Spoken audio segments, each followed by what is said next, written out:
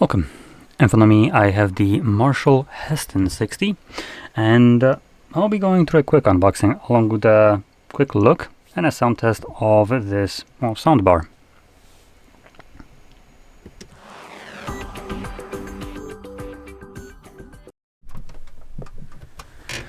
Now, up till today, I actually didn't even realize that they made soundbars, so that's pretty cool.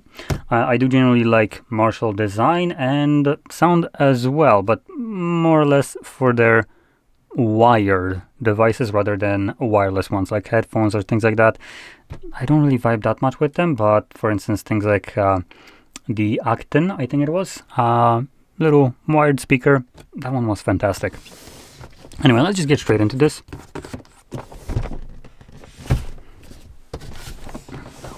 Okay, I guess I have to rip this off. Okay, you know what? There we go, problem solved.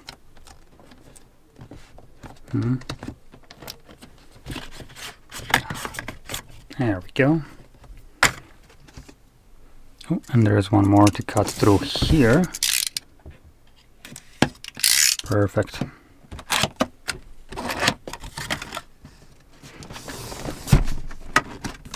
Now bear with me while I'm dealing with a limited space right here. Come on. Oh, for God's sakes, what am I cutting into? Oh, there we go.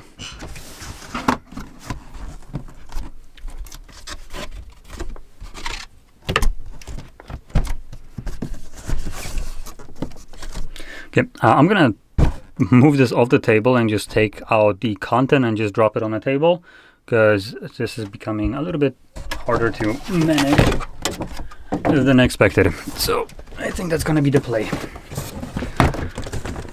So in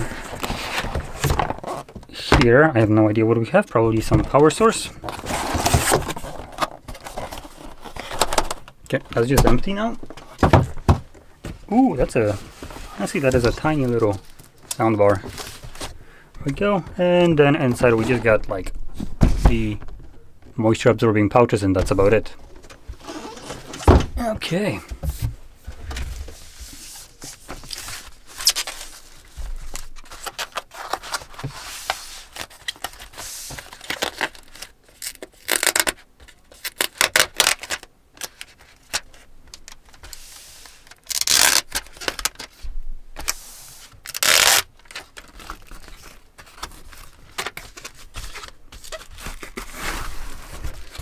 Okay, there we go.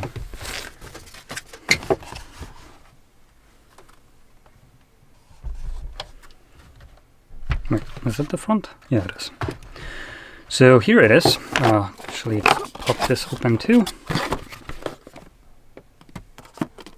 That's cool. Get a little magnetic thingy thing that can pop on here. Ooh, and we also get a, I'm assuming, magnetically attachable logo. Cheers, where the hell does it go? Let's see on a picture. Where do you supposedly have this?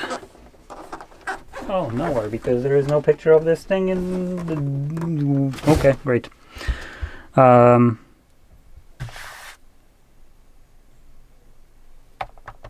See if I can find a magnet. Nope.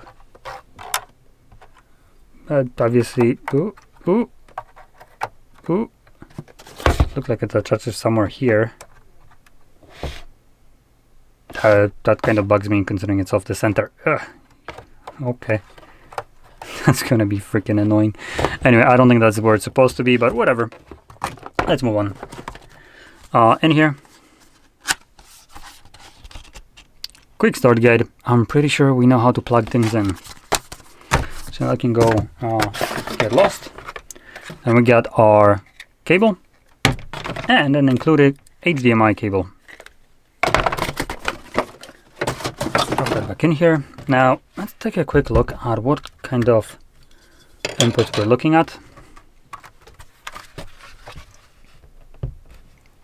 So we're looking at HDMI ARC and eARC, so that's pretty nice. But there's only one, so you only have one for this. We have a Type-C for output. I don't think you can use that as an output actually, but this probably is for what you call it, service port. But you know, let's give it a try. Will you turn on? Where the hell is the power? Sound, no. Huh. Where the hell is the power for this? Oh well. So it seems like it's not doing anything. Now we also have sub out, which is pretty nice. So if you want a little bit more oomph out of this, which judging by the size and the weight, you probably will, you can always pop in a sub. Pretty good. And we get the AC in. And we also had auxiliary right here on the other side. Now we have this little thing that I can just plop on here. All the cables would be running through here and also under this for some reason. Huh, interesting. Oh, and we also have some... Oh, this is all enclosed. Okay. Now, I just realized this is potentially designed to be mounted to the wall, like so. Unlike most speaker soundbars being just kind of laying on your table like this. And we do have for this little mounting points. So this would be more or less like this, kind of upside down right now. Wait, maybe that's why this wasn't being clipped in correctly. So yep, that seems a little bit more centered now. Which means that I, like a dumbass, put this on the wrong way. There we go. So now it would be like this. Okay, so let's plug it in and give it a little listen.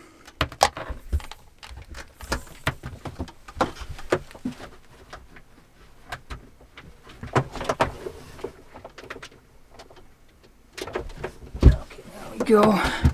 I do want to mention one thing. There was no remote that I could see included in the box, unless I'm being freaking blind as hell. But there is something more here. But this looks like... Okay, so these are just, I believe, rubber feet for the thing when you're planning to place it on a table. Or no, wait, sorry. I think this is actually... Okay, so this is for the screws, not rubber feet. So when you mount it to the wall, you would be screwing this. You'll be screwing the screw in through here onto the wall, and then it would attach through here like so. Oh shit, did I just like... Uh-oh. Well, mistake was made. I guess I'm gonna fix it out later. Okay, okay, let's plug that in.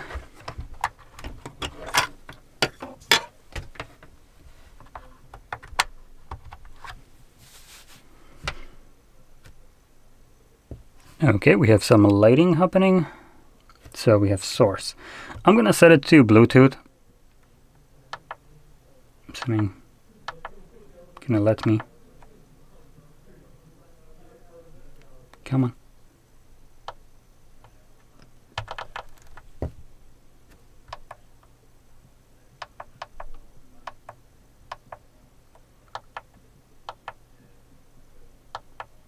There we go. And it's already in pairing mode. I can kind of hear that. So let's just go to Bluetooth.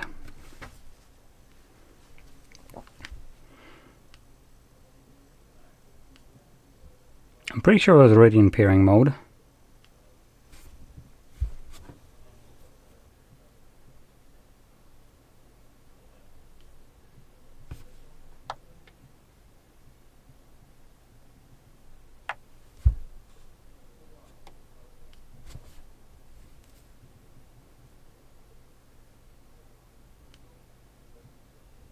There we go.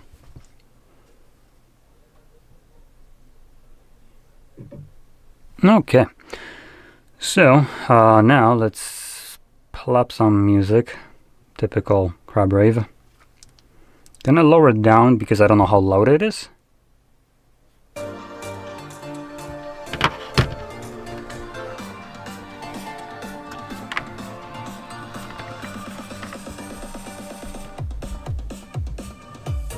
Damn, that actually has enough more bass than I would have expected from this tiny speaker.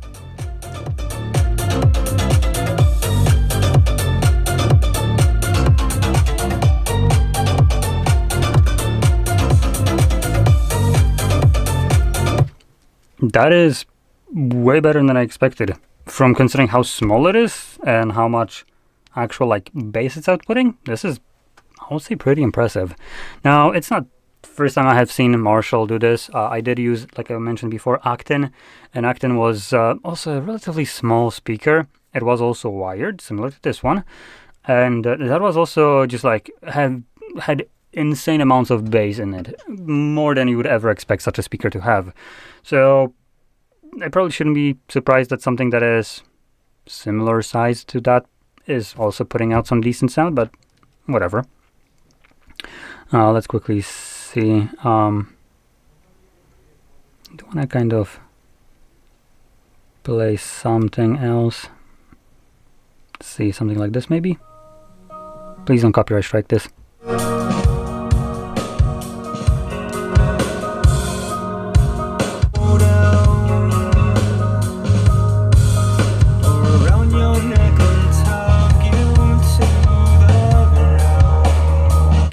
Okay, I do want to say this specific thing is a little bit distorted.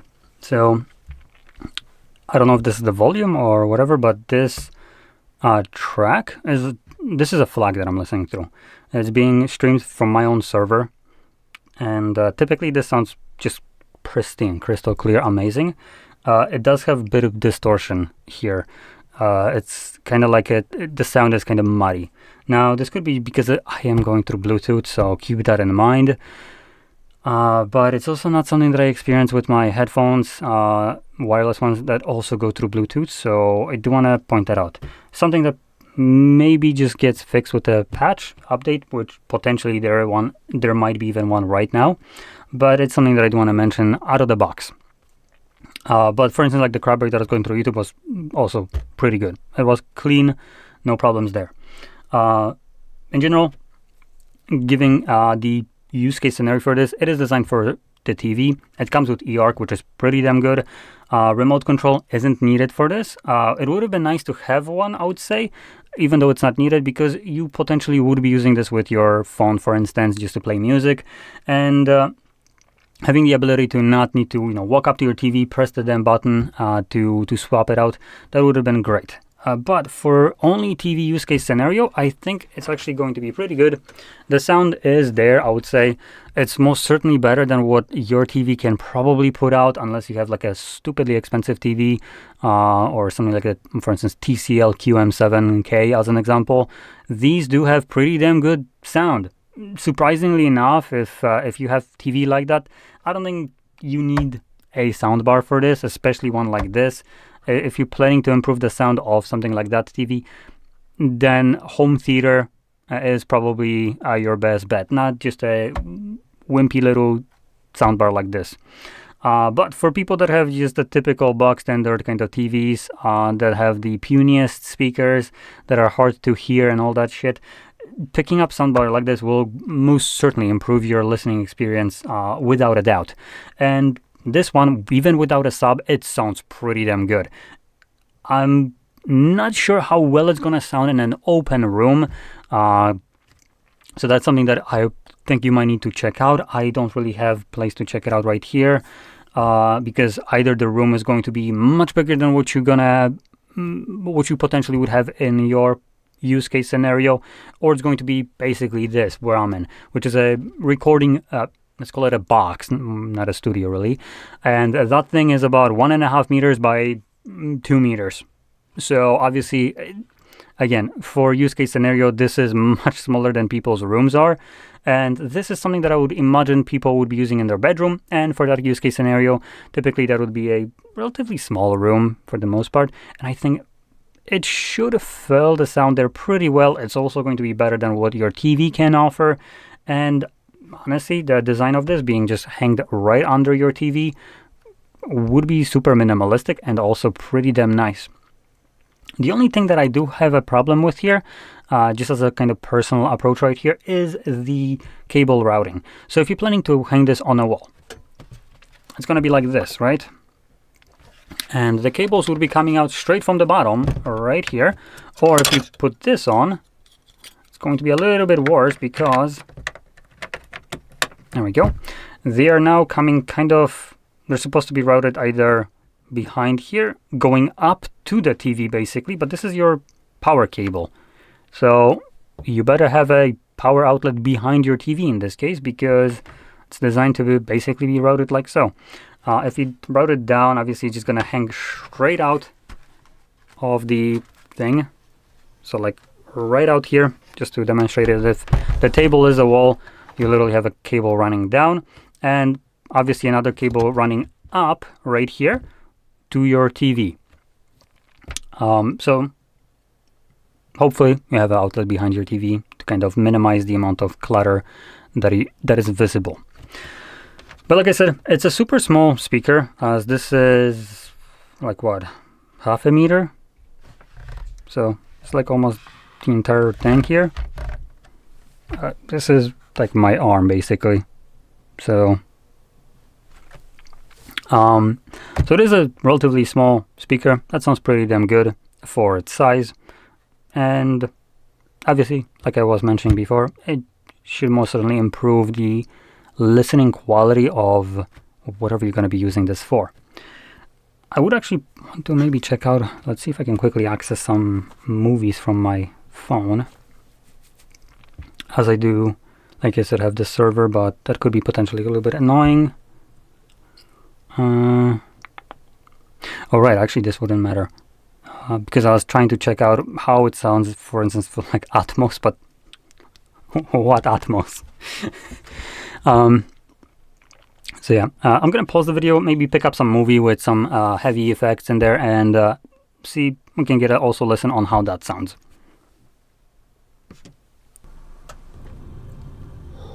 So let's give it a listen.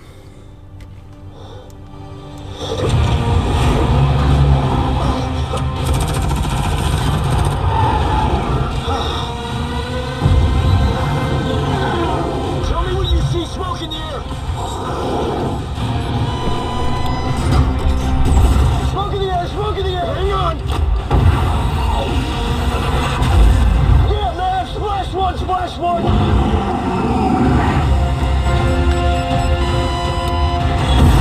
Here comes another one!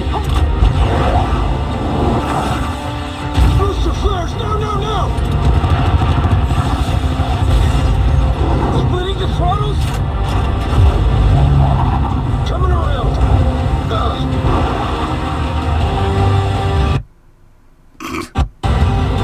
Give me code! You got him, man! You got him! Taking a shot!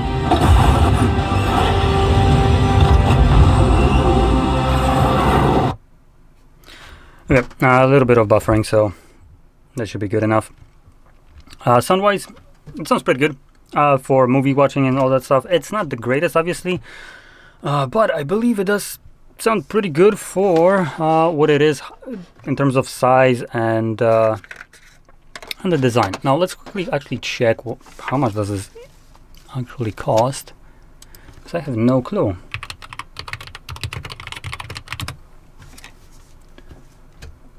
Ooh. What the fuck? Are you kidding me here? Let me just make sure that this is the, okay, no, that's 120. Okay, that would probably explain. Okay, so this one apparently costs roughly about $500.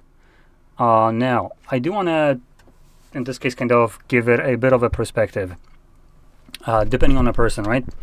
I, myself, now this is going to be an outlier. I doubt you can find this deal now, But I managed to buy a Q990D from Samsung, which is their flagship like sound system. Their soundbar, so they have it's like 11.1.4, and it's coming with satellites, subwoofer, and all that stuff. Now I managed to pick it up for roughly about the same price, if not actually less. Now the reason I managed to pick up something that is usually worth about over $1,000 for about as much as this is worth is because Samsung decided to make a little bit of an piece of shit oopsie where they forced an update onto people that bricked their devices, and then they had to fix them. A lot of people basically resigned from purchases and got it refunded, and then sellers, after fixing it, they were selling it again second-handed, and you could pick it up for basically as much as this one costs.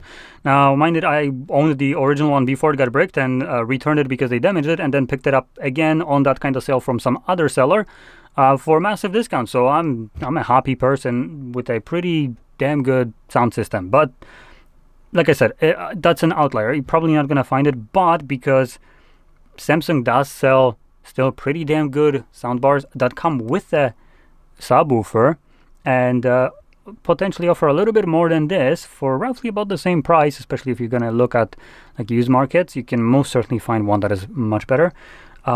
I don't know if price-wise that wouldn't be a better kind of decision rather than go for this. Now, mind it, this would come with a brand new warranty and all that jazz, so you have at least that going for it. You can also add your own subwoofer for this. Superb. I love the fact that you can just plug in your own sub. That is something that I do want to stress. Samsung would never allow you to do this, because these pieces of shit want you to buy the higher tier. And the highest tier still has a piece of shit sub, and you can't just plug in any other one. Here you just have a literal sub out. You can plug in whatever the hell you want, whatever you have lying around. The world is your oyster here.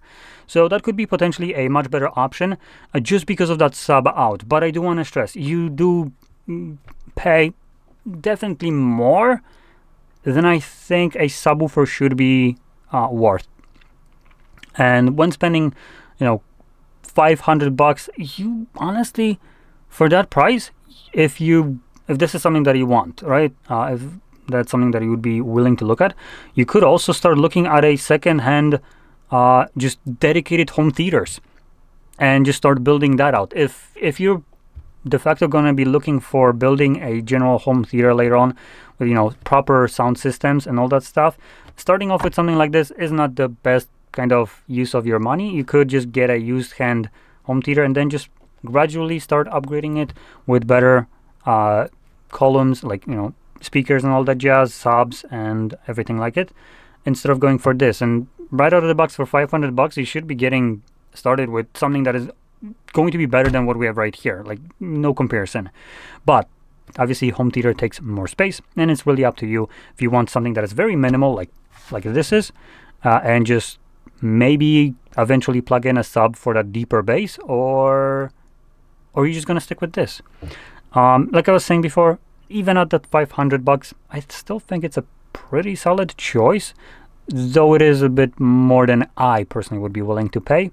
But I do like the approach of having sub out, having all the Bluetooth, Wi-Fi, HDMI, and even auxiliary built in, being small, being able to hang it under the TV, and still having a relatively decent sound.